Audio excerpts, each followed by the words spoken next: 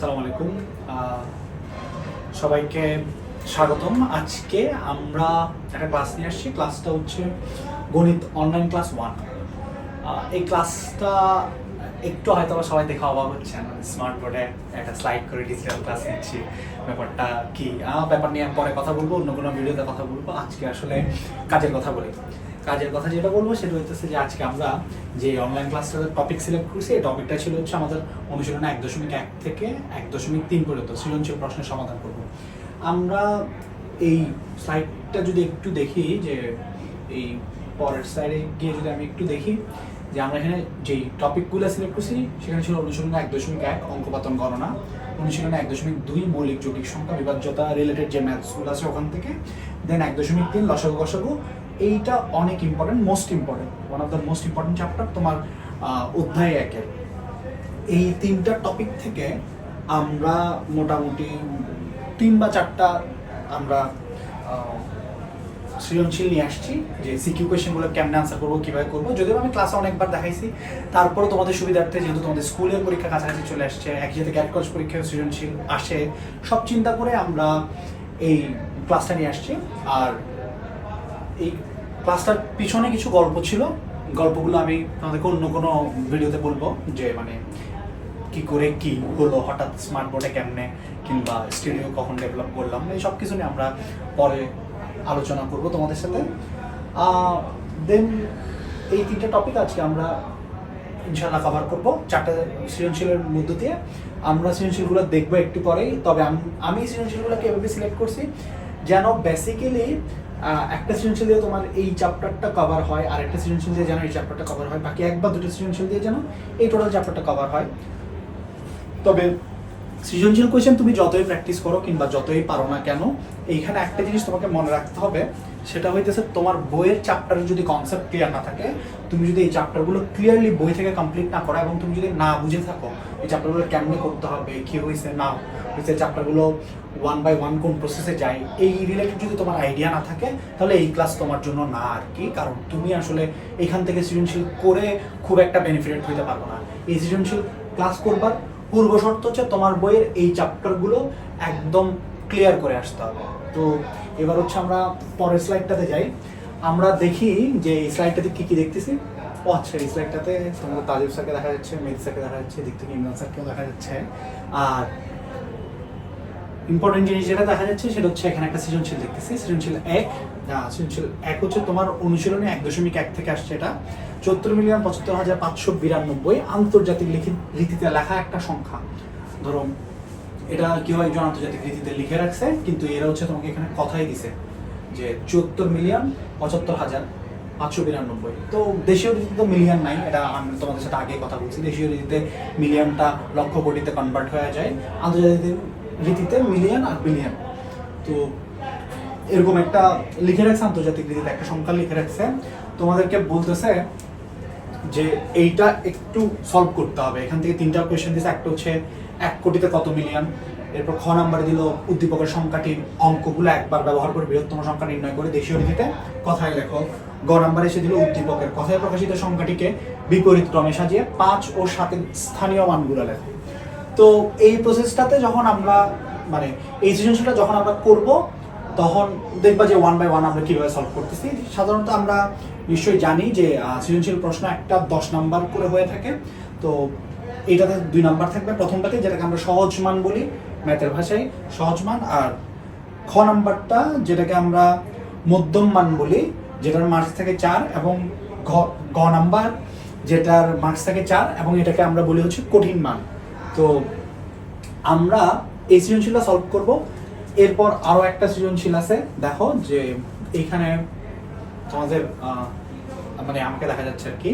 তো আরেকটা জিনিস হচ্ছে এই সৃজনশীলটা দিচ্ছে হচ্ছে তাজিব স্যার একটি বিয়ের অনুষ্ঠানে গিয়ে দাওয়াত প্রাপ্ত 77 জন পুরুষ, তিনি বাদে দাওয়াত প্রাপ্ত, তার মানে তাজিব স্যারকে মনে হয় বিয়েটাতে দাওয়াত দেয় নাই। তো এটা হইতেছে যে উনি দাওয়াত ছাড়া বিয়েটা খেতে গেছে আর কি। তো 77 জন পুরুষ 65 জন মহিলা, এটা তোমার অনুশীলনে 1.2 থেকে করা হয়েছে।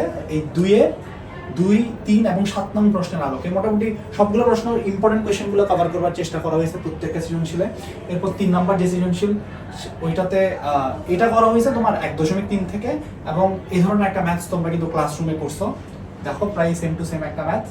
এরপর তোমার আমরা 4 নাম্বার যে সৃজনশীল সেইটাও তোমরা ওই 1.3 থেকে কভার করার চেষ্টা করছি। 1.3 অনুশীলনে 8 আর 11 নং প্রশ্নের আলোকে এই সৃজনশীল কোয়েশ্চেনটা বানানো হয়েছে। এরপর আমরা আর কি আছে দেখি।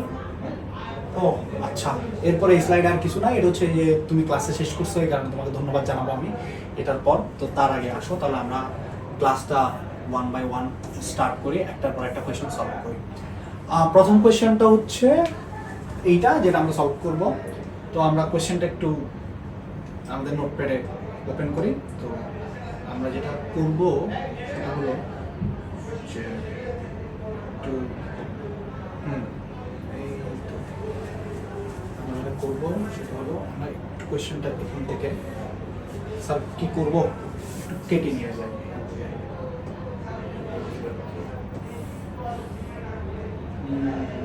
সরি, আমরা একটু এখান থেকে একটু কেটে নিয়ে যাই। তোমরা আবার কিছু মনে করো না যে একটু স্যার মনে হয় পারে না, আসলে একটু নতুন নতুন চালাইতেছি তো স্যার একটু কষ্ট হবে স্বাভাবিক। তো ইনসার্ট, আমাদের কোয়েশ্চেন চলে আসছে এখানে, আমাদের কাছে আমাদের কোয়েশ্চেন চলে আসছে। তো এবার আমরা কোয়েশ্চেনটা সলভ করবো। কোয়েশ্চেনটা আমরা এখানে রাখলাম, আশা করি তোমরা দেখতেছো। আমরা এবার কোয়েশ্চেনটা সলভ করব। প্রথমটা বললো ক নাম্বার কোয়েশ্চেন বললো তোমাদেরকে কি বলছে 1 কোটিতে কত মিলিয়ন। স্যার এটা তো আমরা জানি যে সাধারণত 1 মিলিয়নে কত লাখ, 1 মিলিয়ন হচ্ছে কত লাখ হয় দেখি বলো তো, তুমি আনসার করো 1 মিলিয়নে কত লাখ হয়। তোমার পাশে আম্মুকে বলো কত লাখ হয়েছে, 10 লাখ। 1 মিলিয়নে 10 লাখ, এটা না জানলে কিন্তু টাকা পয়সার হিসাব করতে পারবে না, পরে আমেরিকা গেলে ঠকাই দেবে মানুষ।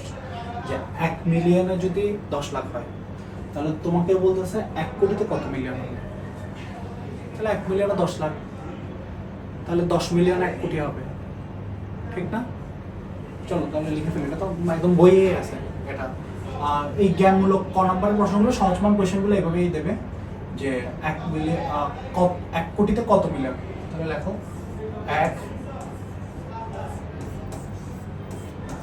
কোটি সমান 10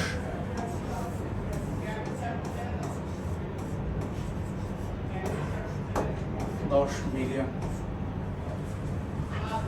একটু বোধহয় লিখতে কষ্ট হচ্ছে আমার। আমরা হচ্ছে এবার খ নাম্বারটা একটু দেখি। খ নাম্বারটা বলতেছে উদ্দীপকের উল্লেখিত অঙ্কগুলা, এই যে ধরো আমি একটু পেন দিয়ে তোমাদেরকে একটু কালার করে দেখাই। বলতেছে উদ্দীপকের উল্লেখিত অঙ্কগুলো একবার ব্যবহার করে। এখন উদ্দীপকের উল্লেখিত অঙ্কগুলোকে একবার ব্যবহার করে দেশীয় রীতিতে কথায় লেখো। আমরা এখনো সংখ্যাটাকে আন্তর্জাতিক রীতিতেও কিন্তু কি লিখি নাই, সংখ্যায় লিখি নাই। তো আগে আমরা সংখ্যাটাকে আন্তর্জাতিক রীতিতে কথায় লিখি। ধরো আমরা একটা নিয়ম শিখছিলাম দেশীয় রীতি আন্তর্জাতিক রীতিতে ম্যাথস করবার ক্ষেত্রে, এই ধরনের সংখ্যাগুলো লেখার ক্ষেত্রে আমরা কি বলছিলাম, আমরা বলছিলাম যে আমরা কমা দেওয়া শিখবো। আমরা দেশীয় রীতিতে কমা দেবো বলছিলাম যে 3, 2, 2, অর্থাৎ আমরা ডান পাশ থেকে 3 ঘর, তারপর 2 ঘর, তারপর 2 ঘর, এটা কোন রীতিতে দেবো বলছিলাম, আমরা এই ধরনের কমা দেবো বলছিলাম হচ্ছে দেশীয় রীতিতে। আর আন্তর্জাতিক রীতির ক্ষেত্রে আমরা কি করব, আন্তর্জাতিক রীতির ক্ষেত্রে আমরা বলছিলাম যে আমরা কমা দেবো এইভাবে 3, 3, 3, 3, 3 করে, 3 ঘর 3 ঘর করে। অর্থাৎ শতকের ঘরে গিয়ে আমরা একবার 3টা কমা দেবো, হাজারের ঘরে 3 ঘর পর একটা কমা, শতকের 3টা ঘর পর একটা কমা, তারপর হাজারের 3টা ঘর পর একটা কমা, তারপর তোমার এরপর আসতে হচ্ছে এই হাজারের পর মিলিয়ন আসছে, মিলিয়নের পর বিলিয়ন আসছে, এবার প্রতি 3টা ঘর পর একটা করে কমা দেবো। তো এখন আন্তর্জাতিক রীতিতে এটা নিয়ে কিন্তু আমি ক্লাসরুমে একদম শুরুর দিকে তোমাদেরকে অনেক বলছিলাম যে এগুলো কীভাবে কমাগুলো দিতে হয়। আন্তর্জাতিক রীতিতে তুমি একটা জিনিস দেখো, এখানে বলছে 74,75,592, শতকের ঘরে আছে কত, 592। তুমি একটু দেখো যে এই যে 592, 92 শতকের ঘরে আছে। এরপর আমরা কি বলছি, আমরা একটা কমা দেবো বলছি, এবার কমা দিলাম। এরপর বলছে 75,000 আন্তর্জাতিক রীতি করতে গিয়ে আমরা কিন্তু অনেক সময় 100,000 200,000 এরকম অড কিছু জিনিস পাই যেটা আমরা দেখি দেশীয় রীতিতে দেখি না। তো 75,000 মানে হচ্ছে ধরো এরকম 75,000। তো এখন আমি তোমাদেরকে কি বলছি যে 3 ঘর পর কমা দেবো, তাহলে স্যার এখানে হাজারের ঘরে 2টা সংখ্যা আসছে আর একটা সংখ্যা আসে নাই। তো ওই সংখ্যাটা কোন সংখ্যাটা স্যার? যদি ধরো এখানে যদি আমি তোমাকে বলতাম 103,000, তাহলে তুমি কত লিখতা? এই জায়গাটায় তুমি 103 লিখে দিতা না? তুমি 103 লিখে দিতা। এখন তো তোমার এখানে বলছে 75,000, তাহলে স্যার এখানে কত লিখতে হবে? আর একটা সংখ্যার জায়গাটা এখানে একটা শূন্য দিতে হবে, শূন্য। দেন আসতেছে হচ্ছে তোমার কত, 74 মিলিয়ন। ধরো 74 মিলিয়নটা যদি বলতো 212 মিলিয়ন, তাহলে তুমি এখানে কত লিখতা? 212 লিখতা। তখন 212 মিলিয়ন 75,592। এখন বলছে 74 মিলিয়ন, তার মানে জাস্ট তুমি 74 লিখে দিলে হবে। কিন্তু স্যার জিনিসটাকে এইভাবেও টিচার দিতে পারে। ধরো তোমাকে বললো 1 বিলিয়ন 74 মিলিয়ন, তখন কিন্তু তোমার এখানে ওই যে মিলিয়নেরও তিনটা সংখ্যা থাকার কথা না? অর্থাৎ একটা সংখ্যা নাই 74 মিলিয়ন। যদি 174 মিলিয়ন থাকতো তাহলে তুমি 174 মিলিয়ন, 1 বিলিয়ন, বিলিয়নের ঘরে গিয়ে 1 লিখতা, 74-এর ঘরে গিয়ে 174 লিখতা, এবার যেটা। কিন্তু এখন যেহেতু তোমার কাছে কি নাই, মানে 174 দেয় নাই, তোমাকে দিছে জাস্ট 74 মিলিয়ন আর তোমাকে বলছে 1 বিলিয়ন, তখন ওই বিলিয়নের ঘরে তুমি 1 লিখতা, তারপর কমা দিয়ে, তারপর 74 মিলিয়নের ঘরে এবং 074 লিখতা।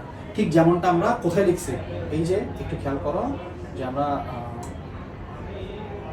জিনিসটা একই রকম, আমরা একই রকম জিনিসটা এই যে দেখো এই এখানে লিখছি। তো এটা আন্তর্জাতিক রীতির ক্ষেত্রেও দেশীয় রীতির ক্ষেত্রেও তোমরা যারা অফলাইনে ক্লাসগুলো করছিলা ওরা আরো বেটার ক্লিয়ারলি বুঝতে পারবা। তো এখন আজকে যেহেতু আমরা সৃজনশীলের ক্লাস নিচ্ছি, তাই খুব বেশি মানে এই জিনিসগুলো একেবারে শুরুর দিকের ক্লাসের জিনিসগুলো একেবারে ভেঙে ভেঙে হয়তো বোঝানোটা আমাদের জন্য কষ্টসাধ্য হবে। তারপরেও আমরা পরে চ্যাপ্টার বাই চ্যাপ্টার যখন ভিডিওগুলো আপলোড করব তখন তোমরা একেবারে ক্লিয়ার হয়ে যাবে যে কেমনে কি করতে হয়। তো এবার আমরা শুরু করি খ নাম্বারটা।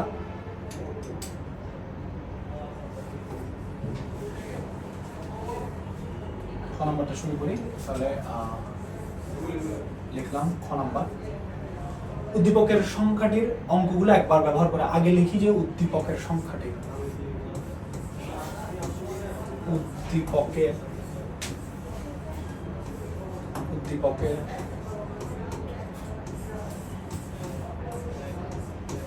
সংখ্যাটি সমান, উদ্দীপক সংখ্যাটি সমান কত পাইছি যে 74 মিলিয়ন 75,000, তারপর কত পাইছি 592। এটা পাইছে হচ্ছে উদ্দীপকের সংখ্যাটা, 74 মিলিয়ন 75,592। এবার আমাদেরকে বলছে উদ্দীপকের সংখ্যাটির অঙ্কগুলো একবার ব্যবহার করে। কয়বার ব্যবহার করতে পারবো? একবার ব্যবহার করতে পারবো, অর্থাৎ বৃহত্তম সংখ্যা নির্ণয় করতে বলছেন।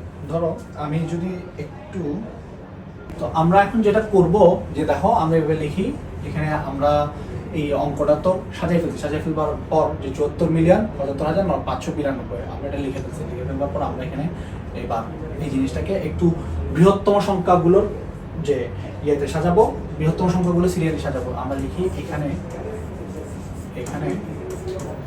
দেখো তো সব থেকে বড় সংখ্যাকে, সব থেকে বড় সংখ্যা হচ্ছে 9 গ্রেটার দেন, তার থেকে বড় সংখ্যাকে তার থেকে একটু ছোট সংখ্যাকে 7, তার থেকে একটু ছোট 5, তার থেকে একটু ছোট 4, 4 থেকে ছোট হচ্ছে স্যার 2, আর সব থেকে ছোট হচ্ছে স্যার 0। তো এখানে আরেকটাই ব্যাপার আছে যে আমরা বলছি না যে এই অঙ্কগুলোকে তুমি একবারে বেশি ব্যবহার করতে পারবে না। তো আমরা অঙ্কগুলোকে একবারে বেশি ব্যবহার করতে পারবে না, মানে হইতেছে যে তুমি কোনো অঙ্ককে এখানে যদি অঙ্কগুলো 2বার দেওয়া থাকে তোমাকে কিন্তু এখানে 2বারই ব্যবহার করতে হবে। কোনো অঙ্ককে তুমি নিজ থেকে একবারে বেশি ব্যবহার করে চাইলে বৃহত্তম অঙ্ক বাড়ানো, বৃহত্তম সংখ্যা লিখতে পারবো না। অর্থাৎ তুমি যদি বলো যে আমি এখানে 9কে ব্যবহার করে একটা বৃহত্তম সংখ্যা লিখে ফেলি, তাহলে প্রত্যেকটা 9 লিখে দিলাম। যেখানে কয়টা অঙ্ক আছে 1 2 3 4 5 6 7 8, আমি 8টা 9 লিখে দিলাম। 8টা 9 লিখে দিলে এটা একটা বৃহত্তম সংখ্যা হয়ে যাবে। কিন্তু এখানে কোয়েশ্চেন শর্ত হচ্ছে কোনো অঙ্ক তুমি একবারে বেশি ব্যবহার করতে পারবে না। এটার মানে এই না যে তুমি চাইলে 7 এখানে 2বার আছে, তুমি চাইলে 7 একবার ব্যবহার করতে পারবে, ব্যাপারটা কিন্তু এমনও না। অর্থাৎ তাহলে সংখ্যাটি কত হবে? এখানে এই যে এখানে বৃহত্তম সংখ্যাটি হবে, দেখো একটু, সুতরাং আমি লিখতেছি বৃহত্তম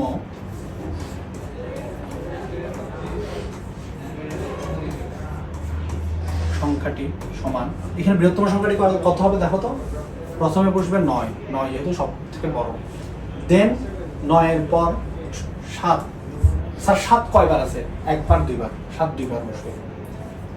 দেখো এরপর বড় সংখ্যাটা, এর পরের সংখ্যাটাকে 5, 5 কয়বার আছে, একবার দুইবার, 5 কয়বার বসবে স্যার, দুইবার বসবে। এরপর কি আছে স্যার, এরপর আছে স্যার 4, 4 কয়বার বসবে, 4 একবার বসবে, কারণ 4 এখানে আছেই একবার। এরপর 2ও আছে একবার, স্যার 2 একবার বসবে। এরপর 0 আছে একবার, 0 একবার বসবে। অর্থাৎ এখানে একটু খেয়াল করলে তোমরা বুঝবা যে স্যার আমি এই দুইটা অঙ্ক দুইবার দুইবার করে নিয়েছি। এটা বেসিক্যালি স্যার এখানেও এটা দুইবার দুইবার করেছি। আমি কোনো অঙ্ক একবারের বেশি ব্যবহার করতে নিষেধ করছি। এখানে 7 নিজে একবার ছিল, এখানে 7 এখানে আরও একবার ছিল। আমি কোনো অঙ্ক নতুন করে দুইবার ব্যবহার করে নিই, সবগুলো অঙ্ক এখানে একবার করে ব্যবহার হয়েছে যেগুলো এইখানে ছিল। অর্থাৎ তোমাকে শর্তটা এমনভাবে দিছে যে এইখানে যে অঙ্কগুলো আছে এগুলার বাইরে গিয়ে তুমি নতুন করে দুইবার করে ইউজ করতে পারবে না। অর্থাৎ তুমি চাইলে এখানে যদি সবগুলো 9 লিখে দাও, তোমাকে যদি বলে যে একবার করে ব্যবহার না করে, তোমাকে বলে যে ওখান থেকে একটা অঙ্ক নিয়ে তুমি কি করে দাও যে সবগুলো 9 লিখে দাও, তাহলে তুমি সবগুলো 9 কি করে দিতে পারো, লিখে দিতে পারো। তো আমরা এই ম্যাথসগুলোর ক্ষেত্রে একটা কমন ভুল করি, যে কমন ভুলটা করি সেখানে হচ্ছে আমরা 7 এখানে কি করি, একবার লিখে দিই, 5-এর ক্ষেত্রে একবার লিখে দিই, ওই ক্ষেত্রে স্যার অঙ্কটা ভুল হয়ে যায়। ঠিক আছে, কারণ এখানে আমরা এটার স্থানীয় মানটা চেঞ্জ করতে পারবো না। এখানে যে কয়টা সংখ্যা আছে ওই কয়টা সংখ্যাকে মানে তোমার 1, 2, 3, 4, 5, 6, 7, 8 এই 8টা অঙ্ক তোমাকে এখানে আনতে হবে। তো এই জিনিসটা তোমাকে মাথায় রাখতে হবে। এরপর আমাদেরকে যেটা বলছে সেটা হচ্ছে এই বৃহত্তম সংখ্যা নির্ণয় করে কথায় লিখতে বলছে। তো কথায় লিখবার জন্য স্যার আমি তোমাদেরকে কি বলছিলাম, দেশীয় রীতিতে আমরা কি ফলো করবো, 3, 2, 2, 3, 2, 2 মানে ডান পাশ থেকে ফলো করে আসবো। তাহলে এখানে একটা কমা দিই, সরি এখানে একটা কমা দিই, একটা 3 ঘর পর একটা কমা, এরপর 1, 2 একটা কমা, এরপর 1, 2। অর্থাৎ এটাকে আমরা বলছিলাম শতকের ঘর, এটাকে আমরা বলছিলাম হাজারের ঘর, হাজারের পর আসে দেশীয় রীতিতে লক্ষ, লক্ষের পর আসে স্যার কোটি। তাহলে আমরা আমাদের কাঙ্ক্ষিত উত্তর পেয়ে গেছি। সুতরাং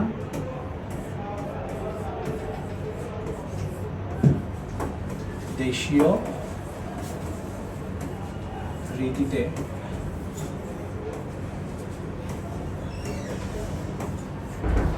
কথায় লেখা হলো। স্যার লেখা একদম যাচ্ছে তাই হইতেছে, তো তোমরা একটু লেখার দিকে ফোকাস দিও না, তোমরা আপাতত হচ্ছে কি করাইতেছি এগুলো তুমি সুন্দর করে লিখে না তোমার খাতায়। তো এখানে লিখতে আসলে একটু কষ্ট হয়ে যেতেছে। তো যেহেতু প্রথম এখন হচ্ছে দেশীয় রীতিতে কথায় লেখা হলো। কীভাবে কথা লিখতেছি, তাহলে কি বলছি, শতকের ঘরে 420, আর হাজারের ঘরে 55,000, আর লক্ষের ঘরে 77 লক্ষ, আর কোটির ঘরে 9 কোটি। তাহলে লিখি না, এটা একটু অন্য কালার দিয়ে লিখি, কি বলো, একটু অন্য কালার দিয়ে লিখি, একটু সম্মান দিয়ে আর কি এটাকে, যেহেতু এটাই উত্তর, মূল উত্তর। এটা আমরা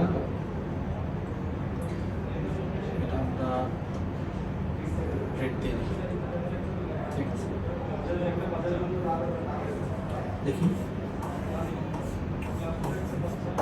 9 কোটি, তারপর কত বলছি, 77 লক্ষ, 77 লক্ষ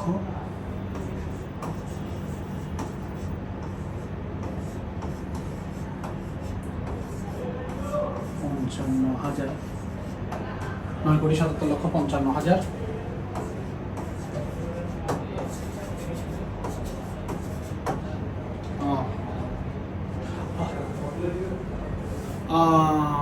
আমি একটু দাঁড়াও, আবার আসবে, এই যে আবার চলে আসছে ম্যাজিক।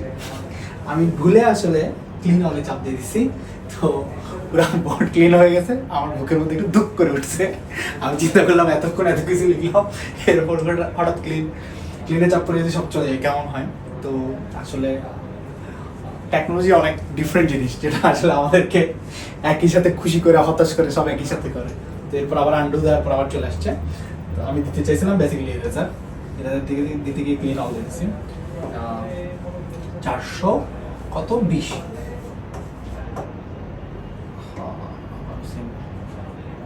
420 420 একটু লিখতে আনকমফোর্ট ফিল করতেছি যেহেতু নতুন নতুন লিখতেছি, তো তোমরা এটা প্যারা নিও না। 9,77,55,420 দেশীয় রীতিতে কথায় লেখা হলো। আমরা তাহলে আমাদের উত্তরটা পেয়ে গেছি, তোমরা এটা উত্তর লিখে দেবো, উত্তর লিখে দেবো 9,77,55,420। তাহলে এতটুকু আমাদের কাছে আশা করি ক্লিয়ার। আমরা এবার কত নাম্বার করব? আমরা এবার গ নাম্বারটা করব। একটু আমি তোমাদেরকে গ নাম্বারটা একটা নতুন বোর্ডে করি। তো গ নাম্বারটা করতে গেলে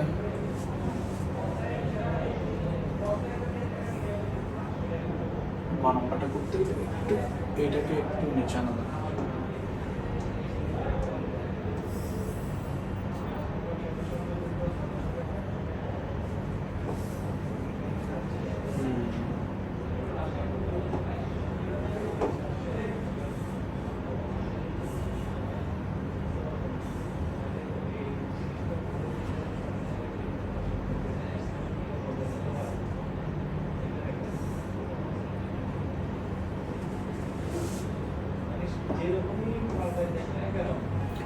গ নম্বরে তাহলে আমাদেরকে গ নম্বরে কি বলতেছে?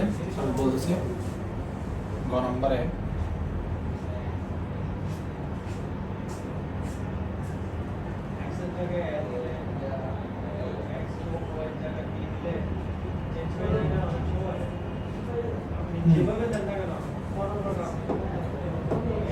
দেখো গ নম্বর বলতেছে উদ্দীপকের কথায় প্রকাশিত সংখ্যাটিকে বিপরীত ক্রমে সাজিয়ে 5 ও 7-এর স্থানীয় মানগুলো লেখো। আমরা লিখি গ নম্বরটা।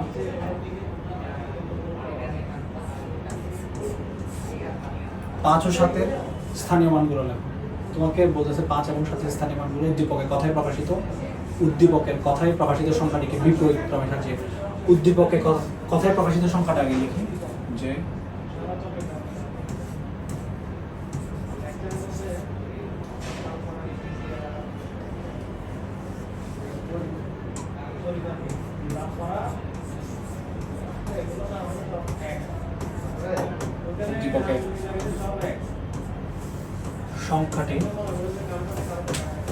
উদ্দীপকের সংখ্যাটি স্যার আমরা কত লিখছিলাম একটু আগে? 74 মিলিয়ন 75,000 কত লিখছিলাম? 592। এইটাকে কি করতে বলছে? এটাকে বিপরীত ক্রমে সাজিয়ে 5 ও 7-এর স্থানীয় মান নির্ণয় করতে বলছে। সুতরাং সংখ্যাটিকে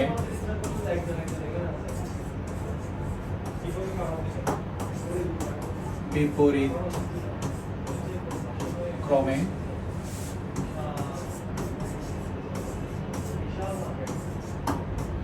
সাজিয়ে সংখ্যাটিকে বিপরীত ক্রমে সাজিয়ে লিখলে আমরা কিভাবে লিখতে পারি? দেখো যে বিপরীত ক্রমে সাজিয়ে লেখার মানে হচ্ছে তুমি এভাবে করতে পারো। এই যে আমরা লিখি, তো আমরা লিখি যে সংখ্যাটিকে বিপরীত ক্রমে সাজিয়ে শেষের দিক থেকে চিন্তা করে আসো কে কে আসতেছে। 2 আসতেছে, এরপর আসতেছে 9, তারপর আসতেছে 5, তারপর আসতেছে আবার 5, তারপর আসতেছে 7, তারপর 0, 4, 7। আমরা বিপরীত ক্রমে সাজিয়ে লিখছি। তো এখান থেকে তোমাকে কি বলছে? তোমাকে বলছে যে স্থানীয় মানগুলো নির্ণয় করতে। তো এখানে দেখো 5 2বার আছে, তারপর 7ও 2বার আছে, তাহলে এদের স্থানীয় মান আমাদেরকে 2বার করে নির্ণয় করতে হবে। তো আমরা জাস্ট এখান থেকে কি করে ফেলি যে 5 এবং 7-এর স্থানীয় মানগুলো নির্ণয় করে ফেলি।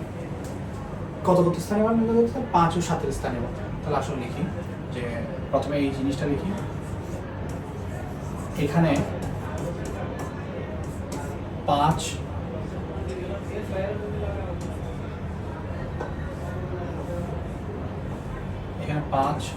ও 7 2বার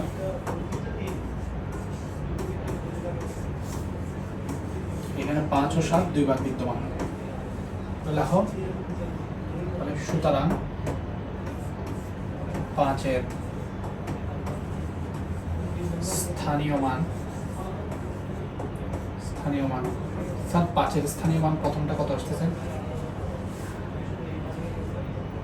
সমান প্রথমটা কত আসতেছে স্যার একক দশক শতক হাজার লক্ষ 5 লক্ষ তাই না তার মানে 5 গুণ কত লক্ষ 1 লক্ষ স্থানীয় মান তার মানে কত লক্ষ 5 লক্ষ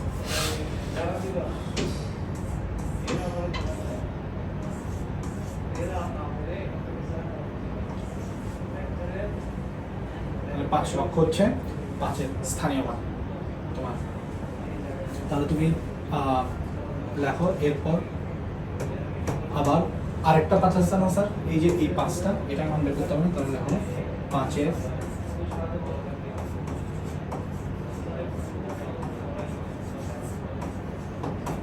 স্থানীয় মান এটার মান কত 5 গুণ কত হচ্ছে স্যার এটার স্থানীয় মান হচ্ছে তোমার অজুতের ঘরে অজুত মানে আমরা কত দিয়ে গুণ করবো এটাকে 10,000 দিয়ে 100,000 অজুত তাহলে কত হচ্ছে স্যার এটা স্থানীয় মান হচ্ছে 50,000 এটার স্থানীয় মান 5 লক্ষ এটার স্থানীয় মান 50,000 এরপর স্যার আমাদের বাকি আছে কে 7-এর স্থানীয় মান দুইটা যে প্রথম হচ্ছে একটা এখানে যে আরেকটা একটা একক মান আরেকটা আছে তোমার হচ্ছে কত হাজারের ঘরে তাহলে একটু আমরা তাহলে করে ফেলি 7-এর স্থানীয় মানটা নির্ণয় এই যে তাহলে সুতরাং 7-এর স্থানীয় মান 7-এর স্থানীয় মান প্রথমটার স্থানীয় মান কত যে 7 গুণ 1,000 সমান 7,000 এরপর তোমার সুতরাং 7-এর স্থানীয় মান 7-এর স্থানীয় মান কত 7 গুণ ওই যে লাস্টেরটা দেখো এটার স্থানীয় মান কত 1 একক 7 গুণ 1 সমান 7 স্যার তুমি চাইলে এখান দিয়ে ব্র্যাকেটে এগুলো মানটা কথাই লিখে দিতে পারো এইভাবে 5 লক্ষ এখানে লিখে দিতে পারো 50,000 সরি 50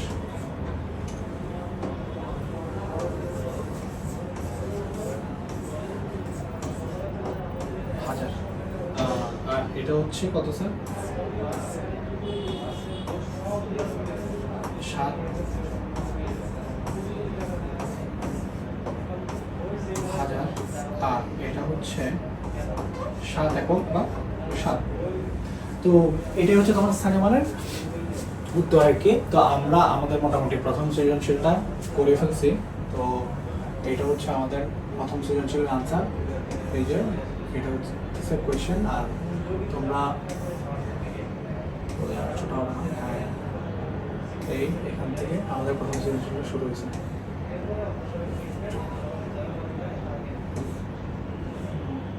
এই যে এখান থেকে শুরু হয়েছে যোগ করতে হবে আর একটু করতো এটা হচ্ছে আমাদের প্রথম সৃজনশীল তোমরা যারা ভিডিওটা দেখতেছো তোমরা চাইলে ভিডিওটা থেকে স্ক্রিনশটটা নিয়ে নিতে পারো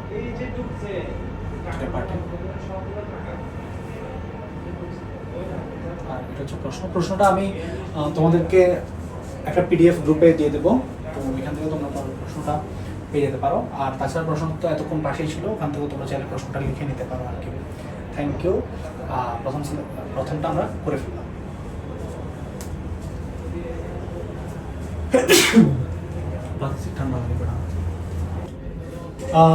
আমাদের 1 নম্বর সৃজনশীলটা আমরা সলভ করে ফেলছি আমরা হচ্ছে এবার আমাদের 2 নম্বর সৃজনশীলটা করবো দেখো 2 নম্বর সৃজনশীলটা কি বলতেছে 2 নম্বর সেশন আমাদেরকে বলছে তাজিদ স্যার একটি বিয়ের অনুষ্ঠানে গিয়ে 3 বাদে দাওয়াতপ্রাপ্ত, অর্থাৎ তাজিদ স্যার দাওয়াত পায়নি, এটা আগেই বলছিলাম। 3 বাদে দাওয়াতপ্রাপ্ত 77 জন পুরুষ, 65 জন মহিলা, 46 জন শিশু ও 27 জন কমিউনিটি সেন্টারের কর্মচারী ওই যে ম্যানেজার থাকে তোমার, ওই বয়টা যারা তোমাকে খাবার টাবার এনে দেয়, তো এরা কর্মচারী গণনা করলেন। তো গণনা করবার পর, কারণ তাজিদ স্যার ওখানে কাজ ছিল না, যেহেতু দাওয়াত ছিল না বিয়েতে, তো উনি করলেন কি তোমার কি করছে বসে বসে মানুষ গুনছে আর কি। তো এখন দেখো ক নম্বর কোয়েশ্চেন বলছে বিয়ের অনুষ্ঠানে উপস্থিত মোট মানুষের সংখ্যা 6 দ্বারা বিভাজ্য কিনা নির্ণয় করো। 6 দ্বারা বিভাজ্য হওয়ার শর্ত কি? কোনো একটা সংখ্যা যদি 2 এবং 3 দ্বারা বিভাজ্য হয় তাহলে ওই সংখ্যাটা 6 দ্বারা বিভাজ্য। চলো আমরা এটা স্টার্ট করি। আমরা এটা এখান থেকে কেটে নিয়ে যাই, নিয়ে গিয়ে আমরা আমাদের নোটপ্যাডটা স্টার্ট করি। 2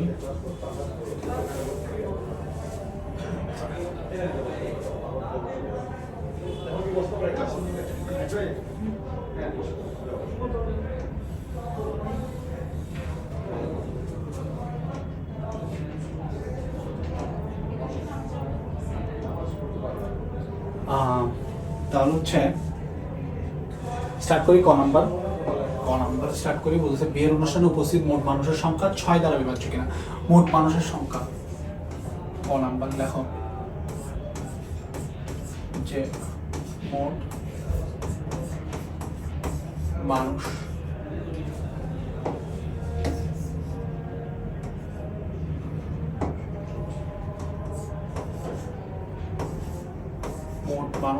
মোট মানুষ সমান স্যার কত? স্যার মোট মানুষ সমান প্রথমটাতে বলছে 77 জন, তারপর বলছে 65 জন, তারপর বলছে 46 জন, তারপর বলছে 27 জন। তাহলে এখন 77 যোগ কত স্যার? 65, তারপর 46 যোগ 27, এটা হচ্ছে মোট মানুষের সংখ্যা। তাহলে হচ্ছে যোগ করলে আমরা কত পাই? দেখো যে আমরা হচ্ছে স্যার যোগ করলাম 77 যোগ 65 যোগ 46 যোগ 27, তাহলে আমরা যোগ করে পেলাম 215 জন। ঠিক আছে স্যার, তো 215 জন হচ্ছে আমাদের কাছে মোট মানুষ। 215 জন। এখন স্যার 215 জন 6 দ্বারা বিভাজ্য কিনা এটা আমাদেরকে দেখতে বলছে। ঠিক আছে স্যার, চলো তাহলে আমরা এবার দেখি যে 6 দ্বারা বিভাজ্য কিনা। স্যার 6 দ্বারা বিভাজ্য হওয়ার শর্ত কি কি লেখো। তাহলে এখানে লেখো আমরা জানি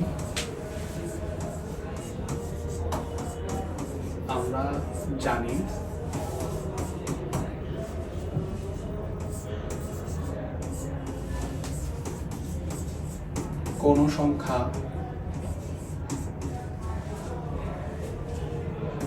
2 ও 3 দ্বারা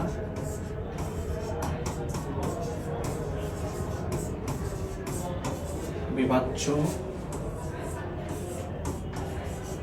হলে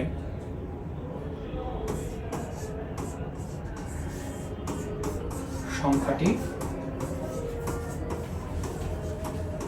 6 দ্বারা বিভাজ্য। কোন সংখ্যা 2 ও 3 দ্বারা বিভাজ্য হলে সংখ্যাটি 6 দ্বারা বিভাজ্য। এখন স্যার দেখো তো, দেখতে পারো না এখানে 215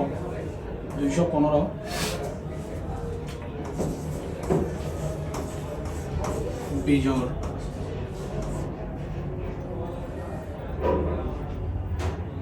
215 বিজোড় সংখ্যা। এখানে 215 বিজোড় সংখ্যা যা 2 দ্বারা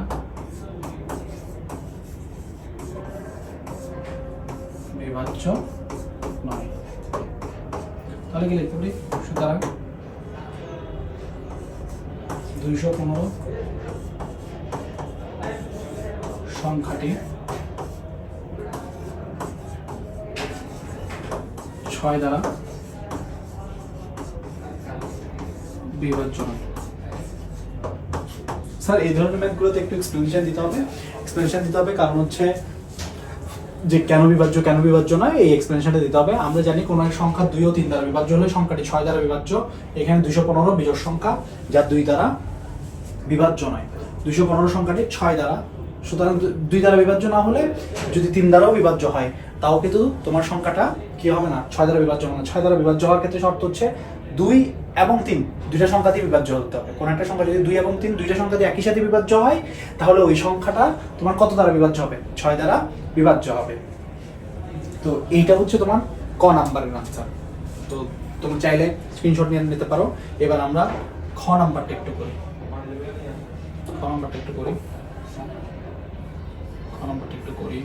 আমরা এটা ক নাম্বারটা মুছে ফেলতেছিলাম। ক নাম্বারটা মুছে ফেললাম।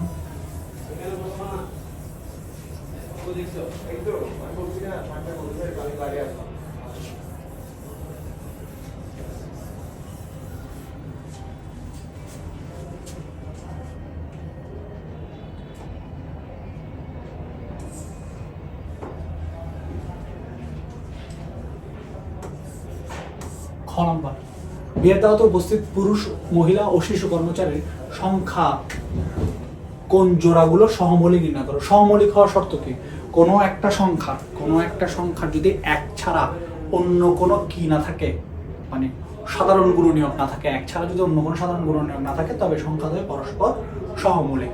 তাহলে আমরা আগে এদের গুণনীয়কগুলো বের করে ফেলি, ঠিক আছে? তাহলে আসো আমরা গুণনীয়কগুলো বের করে ফেলি।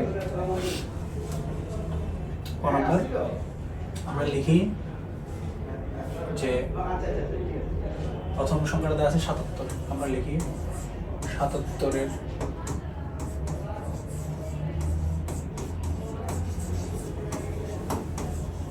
গুণনীয়ক।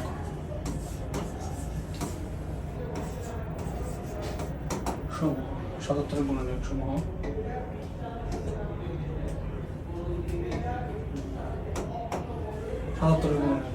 সাতাত্তরের গুণনীয়ক সমূহ স্যার আমরা একটু এছাড়া করে থাকি। 77টা আসলে কোন গুণনীয়ক হয়, 1 গুণ 77 হয়।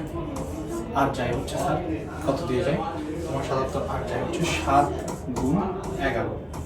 আর অন্য সংখ্যা দিয়ে 77 হয় না। তাহলে 77 গুণনীয়ক হচ্ছে 1, 7, 11, 77। তাহলে লেখা ফেলি 1, 7, 11, 77। এর হচ্ছে 77-এর গুণনীয়ক। এর পরের সংখ্যাটা কত স্যার? এর পরের সংখ্যাটা হচ্ছে 65। এই যে 65 জন মহিলা, তাহলে লেখো 65 এর গুণনীয়ক সমূহ স্যার কত 65কে একটু ভাগ করে দেখি। 65তে কারা কারা যায়? 1 গুণ 65, এরপর 2 দিয়ে যায়, 3 দিয়ে যায় না, 4 দিয়ে 5 দিয়ে যায়, 5 13 65, 5 গুণ 13 65। এরপর আর কত দিয়ে যায়? 5 6 7 8 9 10 দিয়ে যায় না, 11 12 13। তাহলে 65 স্যার আর যায় না। ওই যে 13 দিয়ে আবার যায়, 13 তো দিয়ে তো অলরেডি আমরা করে ফেলছি। তাহলে 65 যায়। 65-এর গুণনীয়ক সমূহ হচ্ছে 1, তারপর 5, তারপর 13, তারপর 65 লিখে ফেলছি। তাহলে 65-এর গুণনীয়ক সমূহ। 65-এর গুণনীয়কের পর স্যার আমরা আরেকটা সংখ্যা কত, আমাদের আরেকটা সংখ্যা হচ্ছে 46। আমরা লিখি 46-এর গুণনীয়ক সমূহ। তোমরা এই অঙ্ক করবার সময় অঙ্ক পাশে রাফটা দেখাবা তোমরা। 46-এর গুণনীয়ক সমূহ। তাহলে আমরা একটু 46-এর গুণনীয়কটা করে দেখি। আসো, এই 46-এর গুণনীয়ক। তাহলে 46-এর গুণনীয়ক হচ্ছে 1 গুণ 46, 2 দিয়ে যায় 2 গুণ 23, 3 দিয়ে যায় না, 4 দিয়ে যায় না, 5 দিয়ে যায় না, 6 দিয়ে যায় না, 7 দিয়ে যায় না, 8 দিয়ে যায় না, 46 23 গুণ কত পাইতেছি আমরা? 46-এর গুণনীয়ক হচ্ছে তোমার 1 2 23 এবং 46। 1 2 23 এবং 46। এরপর আসতেছে হচ্ছে আমাদের কাছে আরেকটা সংখ্যা আসতেছে, ওই সংখ্যাটা কত? ওই সংখ্যাটা হইতেছে 27 জন।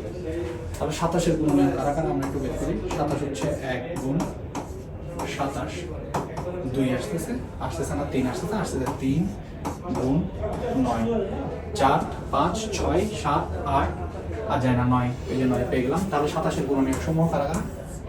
27 এর গুণনীয়ক সমূহ আমরা পেলাম 1 3 তারপর 9 27, এটা হচ্ছে 27-এর গুণনীয়ক। এখন আমরা সহমৌলিক জোড়া নির্ণয় করবো। এখান থেকে সহমৌলিক জোড়া কারা কারা আছে দেখো তো। সহমৌলিক জোড়ার মধ্যে আমাদেরকে বলছে বিয়ের দাওয়াতে উপস্থিত পুরুষ মহিলা শিশু কর্মচারীর সংখ্যা কোন জোড়াগুলো সহমৌলিক নির্ণয় করো। তাহলে দেখো, সুতরাং নির্ণয় সহমৌলিক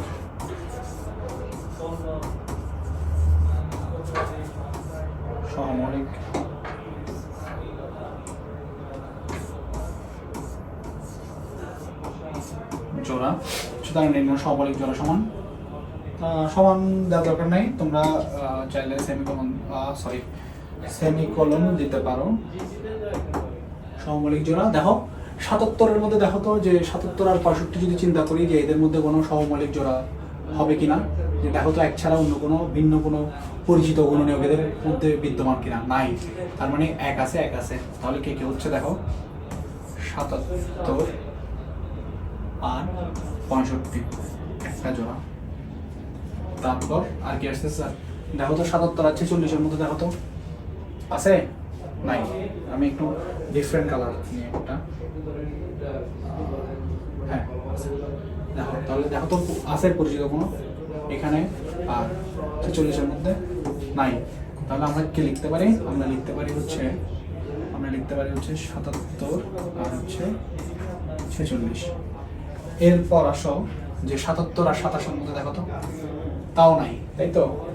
তাহলে আমরা লিখতে পারি 77 আর 27। এরপর আসো স্যার 65 আর 27-এর মধ্যে দেখো তো আছে কিনা, নাই। তাহলে আমরা লিখতে পারি 65 27। স্যার 65 আর 46-এর মধ্যে আছে কিনা দেখো তো, নাই স্যার। তাহলে আমরা লিখতে পারি 65 46। আর কেউ কি আছে দেখো তো? 46 65 আর দেখা শেষ। 46 আর 27-এর মধ্যে দেখো তো, 46 আর 27-এর মধ্যে শুধু এক কমন, আর কোনো কমন আছে নাই। তাহলে আমরা লিখতে পারি যে কত, 46 27। তাহলে এখানে সহমৌলিক জোড়াগুলোকে আমরা খুঁজে বের করতে পারছি। আমাদের কাছে 5টা সহমৌলিক জোড়া আসছে, 1টা 2টা 3টা 4টা 5টা 6টা। তাহলে আমাদের কাছে 6টা সহমৌলিক জোড়া আসছে। এর বাইরে কি আর কোনো সহমৌলিক জোড়া আছে? থাকলে তোমরা আমাদেরকে জানাতে পারো। আমি আশা করি যে এর বাইরে আসলে আর কোনো সহমৌলিক জোড়া নাই। যদি তোমরা খুঁজে পাও তাহলে তোমরা কমেন্টে লিখতে পারো। আবার দেখিও, এভাবে লিখেও না যে স্যার আপনি তো 65 27 লিখছেন, আমি 27 65 লিখছি, এইভাবে লিখে পাঠাই, ঠিক আছে? তো আমরা হচ্ছে খ নাম্বারটা সলভ করে ফেলছি। এবার হচ্ছে আমরা গ নাম্বারটাতে যাবো। গ নাম্বারটা বলতেছে উপস্থিত পুরুষ মহিলা শিশু কর্মচারীদের সংখ্যাগুলো অঙ্ক একবার ব্যবহার করে গঠিত বৃহত্তম সংখ্যা 3 4 9 দ্বারা বিভাজ্য কিনা যাচাই করো। এখানে এগুলো আমরা একবার করে ব্যবহার করব। ব্যবহার করে এখানে দেখো, ওই যে ঠিক তার আগের চ্যাপ্টারে যে ম্যাথটা করছিলাম ওটার মতোই। আসো তাহলে আমরা শুরু করি। আমরা এবার করবো হচ্ছে গ নাম্বারটা। দেখো আমরা গ নাম্বারটা লিখে নাও। গ নাম্বারটা আমাদেরকে বলতে হচ্ছে উপস্থিত পুরুষ মহিলা শিশু ও কর্মচারীর অঙ্কগুলো একবার ব্যবহার করে গঠিত বৃহত্তম সংখ্যা 3 4 9 দ্বারা বিভাজ্য কিনা যাচাই করো। 3 4 9 দ্বারা বিভাজ্য কিনা যাচাই করতে বলছে। আমরা আগে লিখি যে পুরুষ মহিলার সংখ্যাগুলোর অঙ্কগুলো একবার ব্যবহার করে গঠিত বৃহত্তম সংখ্যা। তাহলে আমরা লিখি যে গঠিত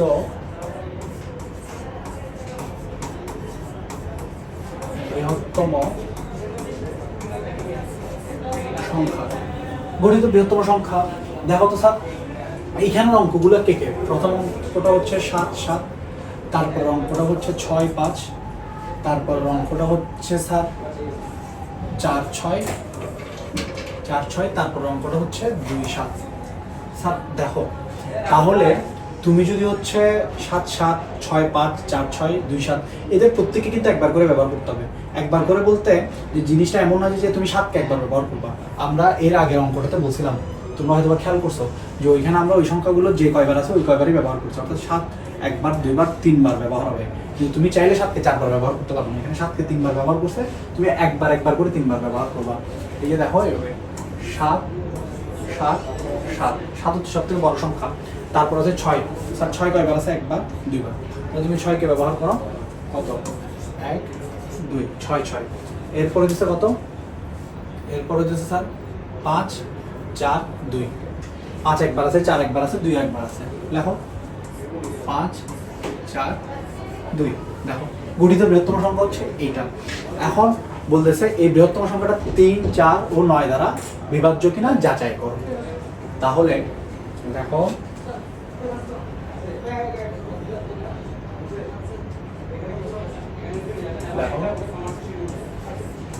সংখ্যাটির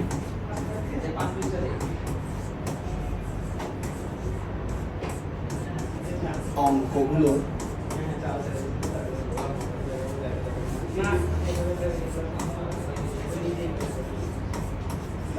যোগফল সমান সংখ্যাটির অঙ্কগুলো যোগফল কত হচ্ছে স্যার? 7 যোগ 7 যোগ 7 যোগ 7 যোগ 6 যোগ 6 যোগ 5 যোগ 4 যোগ 2। সংখ্যাটার অঙ্কগুলোর যোগফল হচ্ছে এটা। তো এই যোগফলের মানটা নির্ণয় করি। 7 21 21 আর 6 মান হচ্ছে 27 27 আর 6 হচ্ছে 33 33 আর 5 স্যার কত পাইতেছি আমরা? 38 38 আর 4 আমরা পাইতেছি 42 38 আর 4 42 42 আর 2 আমরা পাইতেছি হচ্ছে কত স্যার? 42 আর 2 হইতেছে তোমার 44। এখন তাহলে এটার পাশে আমরা লিখতে পারি 44 যা 3 দ্বারা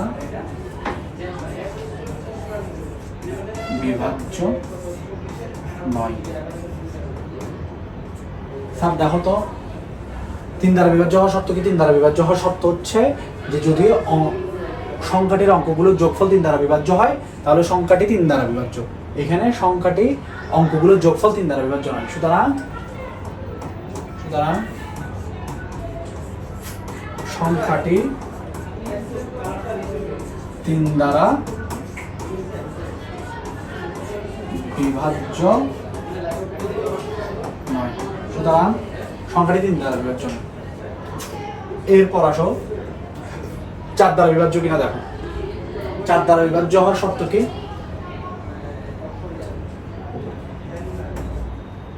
4 দ্বারা বিভাজ্য হওয়ার শর্ত হচ্ছে স্যার যে 4 দ্বারা বিভাজ্য হওয়ার শর্ত হচ্ছে স্যার সংখ্যা কোন একটা সংখ্যার শেষের যে দুইটা সংখ্যা আছে এই দুইটা সংখ্যা যদি 4 দ্বারা বিভাজ্য হয় অথবা এই দুইটা সংখ্যা যদি 0 0 হয় তবে সংখ্যাটি 4 দ্বারা বিভাজ্য হয়। এখন স্যার এখানে শেষ দুই সংখ্যা তাহলে 4 দ্বারা বিভাজ্য কিনা বের করি। দেখি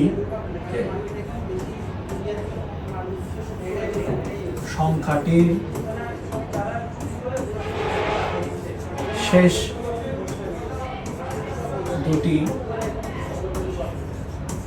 অঙ্ক 42 যা 4 দ্বারা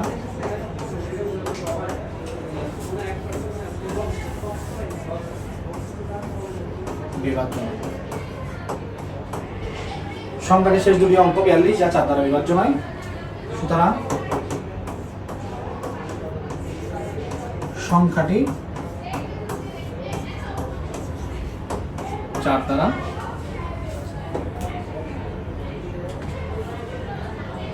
সংখ্যাটি 4 দ্বারা বিভাজ্য নয়। এবার আসো সংখ্যাটা 3 দ্বারা 9 দ্বারা বিভাজ্য কিনা। 9 দ্বারা বিভাজ্য কিনা। 9 দ্বারা বিভাজ্য হওয়ার ক্ষেত্রে শর্ত কি স্যার? 9 দ্বারা বিভাজ্য হওয়ার ক্ষেত্রে শর্ত হচ্ছে কোনো একটা সংখ্যার অঙ্কগুলোর যোগফল যদি 9 দ্বারা বিভাজ্য হয় তাহলে সংখ্যাটা 9 দ্বারা বিভাজ্য। তাহলে তুমি উপর থেকে কি পাইছো স্যার দেখো তো এখানে দেখো, তাহলে তুমি এখানে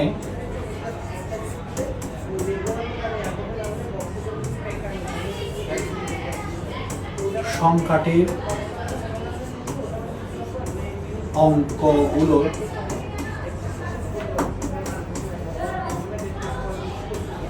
যোগফল 42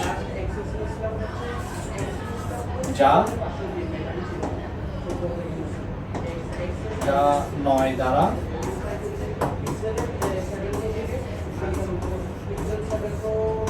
বিভাজ্য নয়, জানা দ্বারা বিভাজ্য নয়। সুতরাং সংখ্যাটি 9 দ্বারা